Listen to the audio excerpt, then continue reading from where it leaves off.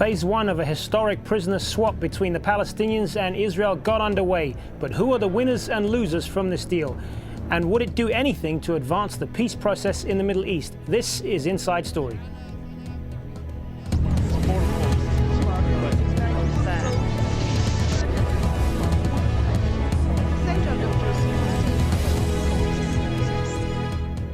Hello and welcome to the program. I'm Hazem Sika. 5 years ago, Palestinian fighters launched a daring raid that ended in the capture of an Israeli soldier. The goal was to exchange him for the freedom of some of the thousands of prisoners in Israeli jails. That swap took place on Tuesday with 470 Palestinians and the Israeli soldier released in the first stage of a deal mediated by Egypt. Eventually, a total of 1,000 Palestinians will go free. Despite this, over 5,000 prisoners will remain in Israeli jails. Tarek Bazley reports. The world's first glimpse of Gilad Shalit after being freed from more than 5 years in detention. The Israeli soldier was handed over to Egyptian authorities at the Rafah border crossing between Gaza and Egypt. He spoke to Egyptian TV shortly before being flown back to Israel.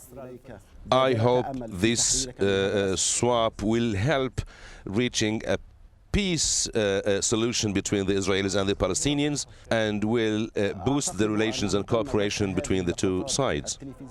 Key to that deal, the simultaneous release from Israeli jails of the first 500 of more than 1,000 Palestinian prisoners. To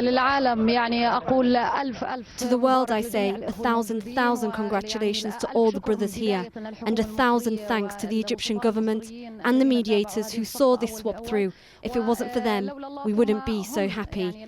And we ask the world, please increase your prayers for those we have left behind in the jails. This is a special moment. The Palestinians and all Arab people will all remember this day as a day of great achievement for the resistance, and a day we proved that we can inflict a defeat on the occupation, and we will do so again and again. Palestinian President Mahmoud Abbas addressed a jubilant crowd in Ramallah. Standing with Hamas member Hassan Youssef, he was keen to show a united Palestinian front. The reconciliation has started with you, has started from the document of national work, has started from the prisons. You were part and parcel of the reconciliation that we reached, and you will be witnessing the full reconciliation, inshallah, God willing. Israel's Prime Minister also eager for the return of Gilad Shalit to be seen as an achievement worth paying the price for. But this is also a difficult day, because even if the price has come down, it is still a heavy price. I would like to clarify, we will continue to fight terrorism, and every terrorist that has been released that goes back to the way of terrorism is under threat. A day of celebration for those on both sides of the swap. A further 500 Palestinians are to be freed in the coming weeks as part of the deal. But around 4,000 Palestinians remain in Israeli jails. Many Palestinians hope Tuesday's swap deal will provide a basis for their release. Tarek Bazley, Al Jazeera. Well, obviously, this deal has considerable political ramifications. So who are the winners and losers? Well, the biggest winner probably is Hamas. In terms of the number of prisoners released, this is a historic achievement and something likely to gain it approval from a broad segment of Palestinian society. Israeli Prime Minister Benjamin Netanyahu can also claim victory. Even though some Israelis may feel their government gave up too much, Gilad Shalit was a popular cause in the country. And in Egypt, which mediated the deal, also comes out a winner, re-establishing itself as a major regional player, particularly in the post-Mubarak era. Palestinian Authority President Mahmoud Abbas is likely to be further weakened by this swap. The Palestine papers revealed Abbas pressured the United States to nix a similar deal in 2008, fearing it would be seen as a victory for Hamas. Fatah is also a likely loser. Despite 20 years of negotiations with the Israelis, Fatah has never been able to deliver the freedom of this many Palestinian prisoners. And Syria, where Hamas's political bureau is located, might be losing its patronage over the movement. It had no role whatsoever in this deal. And as the uprising against Bashar al-Assad continues, rumours are spreading that Hamas may relocate to Egypt. Well, we'll get into some of that and hopefully a bit more with our three guests right now. From Tel Aviv, we have Colonel Miri Eisen, an analyst and commentator. Colonel Eisen was also a media advisor to the Israeli former Prime Minister. From Bern, we have Mustafa Barghouti, Palestinian MP and an ex-Palestinian presidential candidate. And Phyllis Bennis joins us from Washington, D.C., a fellow at the Institute for Policy Studies. Phyllis has written extensively on the politics behind the prisoner swap. Good to have you all with us. Mustafa Barghouti, if I could start with you. Now, this was, it can be argued, can't it, that Hamas has delivered tangible results here, as we showed in that graphic just before we came on, with the release of prisoners held in Israeli jails, whereas Fatah's efforts have yielded relatively little. Can we expect more, and what does this do for the policy of resistance by the Palestinians? Well, I'd like to think of things in a different way. First of all, I think the biggest winner today is the Palestinian people and Shalit's family, definitely. From human perspective, 1,028 families today were happy, their people were happy. Shalit will be released, and many Palestinian prisoners are now home, including people like Nael and Fakhri Barghouti, who are not known as Shalit is known, although they have been in jail for 33 years, 6 years more than what Nelson Mandela spent in his jail. So I think this will help correcting the narrative about the situation, without, of course, forgetting about the 4,500 Palestinians who remain in jail.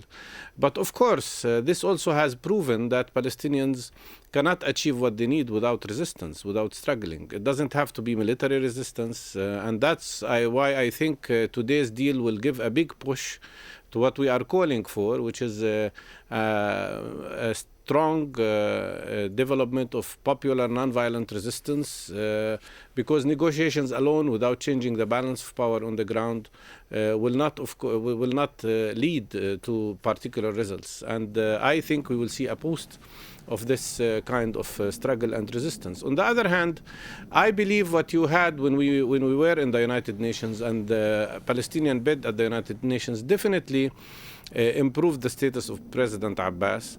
Today, this deal, of course, created certain balance with Hamas gaining, because it is the one that conducted this operation and eventually managed to get the release of prisoners who have not been released even when Oslo Agreement was signed 18 years ago.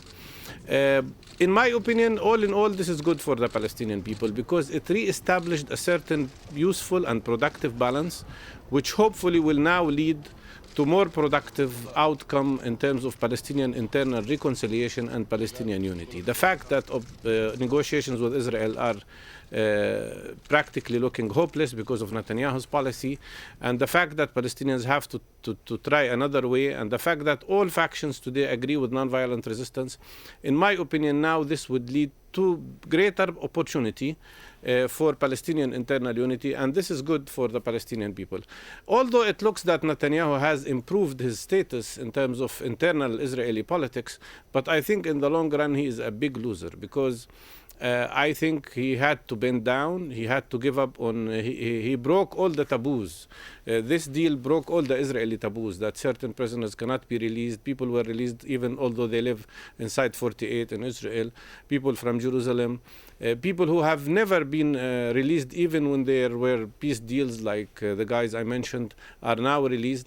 That means breaking the taboo, and it also means that there is a balance of power that is evolving, and that Israel cannot just dictate what it wants. All right, Miri Eisen, I know you have quite a few things to say to what Mustafa Barghouti just said there, but I want to ask you first of all about the timing of this deal. Obviously mixed feelings in Israel over the release of 1,000 Palestinian prisoners in exchange for one Israeli soldier.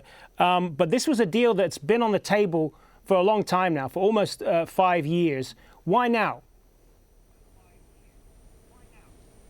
Well, first of all, why not now? When we think about it, this also shows the weakness of Hamas, not just the strength of Hamas. 5.5 years ago, Hamas committed an act of terror. They crossed into Israel. They kidnapped a soldier. They kept him in solitude for 5.5 years. They didn't allow anybody to see him. And to Dr. Barghouti, the people who were released today are no Nelson Mandelas. And I'm a little disturbed that you would think they're so. You usually are very supportive of nonviolent methods, and these people are very violent. Let's look at what happened today in the Gaza Strip. When they came back into the Gaza Strip, I just heard the factions are now for nonviolence. When I heard today in the Gaza Strip, within the Palestinian Authority, the Gaza people saying another Gilad Shalit so that way we can release the rest of the prisoners. Sir, that is not a nonviolent way. But to your question, why now? It shows, in a sense, the weakness of Hamas. Hamas were the ones who 5.5 years ago declared, we are going to take out one Israeli soldier, we're going to get back all of our prisoners. They started with a much higher number. They compromised. They demanded to get masterminds. They did not get the masterminds. The chief arch-terrorists, we did not let go. The Hamas did not get them right now. And we've heard also the criticism on the Arab street for the fact that they did compromise, though they said that they would not. Right now, Egypt has a very strong, important role that they're playing, and we all saw that. It was a very steep price to pay today for us Israelis. But when I look in Israel today, I see something that I am very proud of, because the state of Israel at a time like this shows something which is very hard for us to explain outside. This is about who we are. This is about who we are inside, because we care about our people. And a soldier who is kidnapped, he's all of ours. He's my son. He's my neighbor's son. We all care about them. And I want to quote at the end what Gilad Shalit said this morning after he was in captivity for 5.5 years. I listened in awe to a 25-year-old soldier who just been in solitary confinement for 5.5 years, who when asked if the rest of the Palestinian prisoners should be released, would he help? He said, I hope all the Palestinian prisoners are released if they would not go back to terror, if they would aspire to peace. I can but quote what he said. Phyllis Bennis, I mean, this is a rare outcome in the Middle East, isn't it? An event which, in which both of the stakeholders can claim some type of victory. It is, and I think that certainly what Mustafa Barghouti said earlier about the focusing on the human level is very important. At the human level, this was clearly a win-win situation.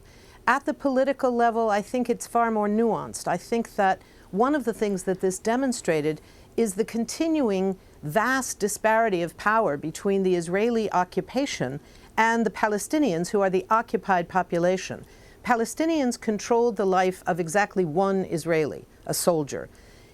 Even aside from the control on the ground, because Israel still controls all of the lives of Palestinians in Gaza, in the West Bank, and in occupied East Jerusalem, through the closures, through control of borders, through control of the airspace, through control of the seas, in every way, we see that the very immediate control of individual Palestinians is in the thousands. Right now it was until this release around almost 6,000. At times in recent years it has been as much as 11,000 prisoners in Israeli control, many of whom are there illegally, having been convicted in military courts, something illegal under international law.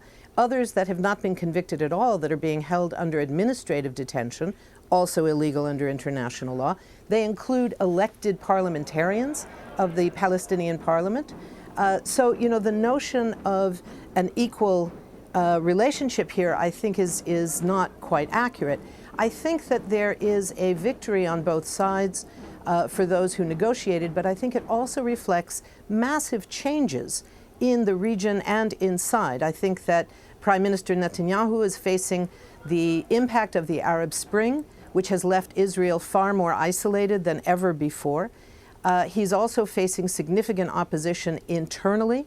I think that what we saw with these demonstrations over the summer, where the iconic chant of Israeli protesters beginning to talk about the cost of housing, etc., the social inequality of the country, where the iconic chant linked their elected prime minister with Arab dictators, where you had Israelis chanting Mubarak, Assad, Bibi Netanyahu over and over again, making that link. That was an extraordinary impact on the isolation of this right-wing government in Israel that I think left Netanyahu with very few choices to move to the decision that he made to move now on this arrangement that, as you said, has been essentially on the table for almost the entire 5 years since Gilad Shalit was captured. Miri Eisen, I saw you shaking your head to some of that. Wasn't this basically a deal that was done out of political expedience?